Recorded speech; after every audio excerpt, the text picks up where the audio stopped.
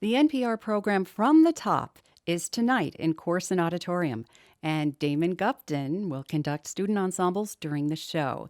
He's our guest today on Classical IPR. That's Damon Gupton, conductor Damon Gupton, actor Damon Gupton, an artist who's made a successful career embracing two disciplines, each of which is typically all-consuming. Thanks for joining us today, Damon. It's my pleasure. Thanks for having me. How's preparation for tonight's concert been going? What does it entail? It's been going well. I think I spent my first day yesterday coming in and getting acquainted with the talented youngsters up there at Interlochen. So we had our one rehearsal. I had about 30 minutes to do our work, and that's about it so far. So, but it's been fast and furious, but good. I mean, the level of talent there is extraordinary. So it's very humbling and inspiring. Yeah. I understand there's activities more than just prepping the music going on. Mm-hmm. I heard about people breaking off into small groups in Corson Auditorium. That's right. One of the great exercises we did yesterday is we all divided into separate sections and interviewed one another, and then kind of had to report back what we learned about the other person. And there were some really, really good questions and thoughtful responses from the students that really let you know that kids are really engaged these days, and you get to see the personalities coming out, and they'll wail on a bass trombone solo or something, and then all of a sudden they get in a group and they're just quiet and reserved and learning to express themselves in another way. You see the number of students who are separated from their families from other countries, particularly some students from Peru, Venezuela that I met, and they haven't seen their folks in a while. Their folks have never been here, so you learn a lot more about the humanity of being a young artist as well. So yeah, there were really good exercises yesterday. Now, for this project, it's based on connecting with young people. At what age did you discover music would be a major part of your life? Well, I think I became obsessed with music when my mother walked in the door with the soundtrack to the album Superman in '78. And I don't know if I knew that that's where I was headed completely at the time, but something really, really grabbed me about those sounds. And so I became obsessed with John Williams scores and picked up an instrument, et cetera, et cetera. And I would have to say that area between 6 and 13, 14, really grabbed me strongly. So John Williams scores large orchestral, great brass parts. Oh man, yeah. Trombone. Yeah, that's right. That's what grabbed me, man. Those like Olympic fanfare and Star Wars and I mean, come on. As a low brass player, it's heaven. I'm doing one next week actually for the first time in Fort Worth. I'm conducting my first live film score with orchestra, and it's Jurassic Park. And so fantastic. I'm just, kid in the candy store. Yeah. Oh, that'll be neat. Mm-hmm. The students, as you were talking about them before, they're very focused on their craft, each of them. Mm-hmm. Has there been time, or do you think there will be time to talk to them about options or how to overcome the perceived limits?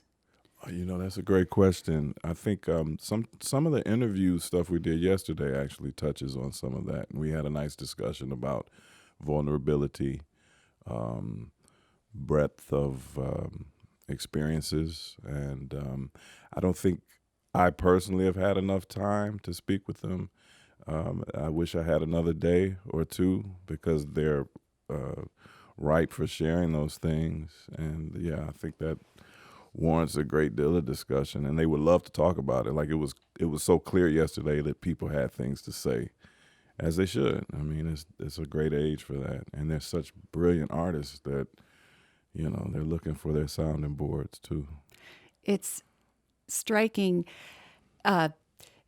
this is a wonderful group of students, and they're very focused and they're ready for your visit. But you speak in such positive terms, and you said earlier, kids today, and it wasn't kids today. It was kids today, and then something glowing about something unique about this generation, and I'm sure that they appreciate that. Oh, that's I appreciate you saying that. That's actually a good point. Yeah, I guess this this generation does get a lot of you kids, but yeah, that's great to hear. Yeah. It seems like a lot of people in pursuing multiple disciplines at such high levels as you do end up choosing one, leaving the other behind. Were you pressured to choose? Of course, yeah. I think I'm still being pressured by outside forces to choose. You could take my theatrical representatives on one side, or you could take Leonard Slacken on the other side, who was a teacher and of mine. And it's like you gotta choose, and you kind of like, but I don't know how to choose. I am choosing in a way, and I'm choosing to do both. And I mean that comes with its limitations, and certainly has its draws. But there's so much that I'm able to do and express that a lot of people aren't, and I think it's personal for me. And when you're able to come and have an experience like this, where you actually get to host and interact and use a sense of theatricality, and then just so happen to do Swan Lake, and I mean, it's like heaven to me, being able to juggle and balance. It's not for everybody, but it is for me. Do you find that the further you go on and the more successes you have, the more it's proving to folks who really wanted you to choose that, no, you were right, you didn't have to choose? You know what? I don't really concern myself about that. I think it may be, maybe some people, it is showing them, but, I can't focus too much on that. I just got to put one foot in front of the other and keep moving. I mean, every once in a while, maybe there's a point of, see, I told you, but, I can't focus too much on that. I'm just happy to be in some of the fortunate positions I've been able to be in. Well, it's wonderful that you have this contact, albeit short, with the students here. Mm-hmm.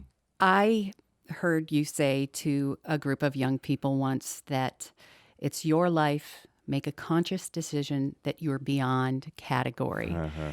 And it sounded like, well, of course, that applies to your circumstances and the life you've created for yourself.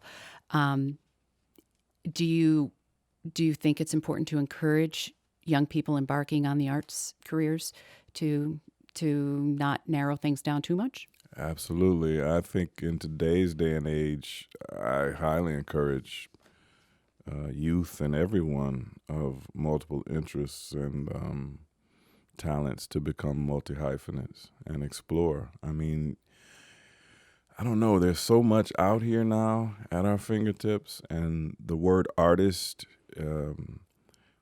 can be rather broad, and I think people have more interests now, and they have more accessibility to things now, and I think they should tap as much of that as they possibly can. And I think that was important to share a little bit yesterday with the kids, because some of them, they want to play triangle and do whatever in the back of the section, but they have a jazz quintet too, and they may not even be majoring in jazz. Or a young woman said, you know what, I'm interested in Sophocles, go do some Sophocles, and I think just a broader palette is highly encourageable. Yeah. Yep.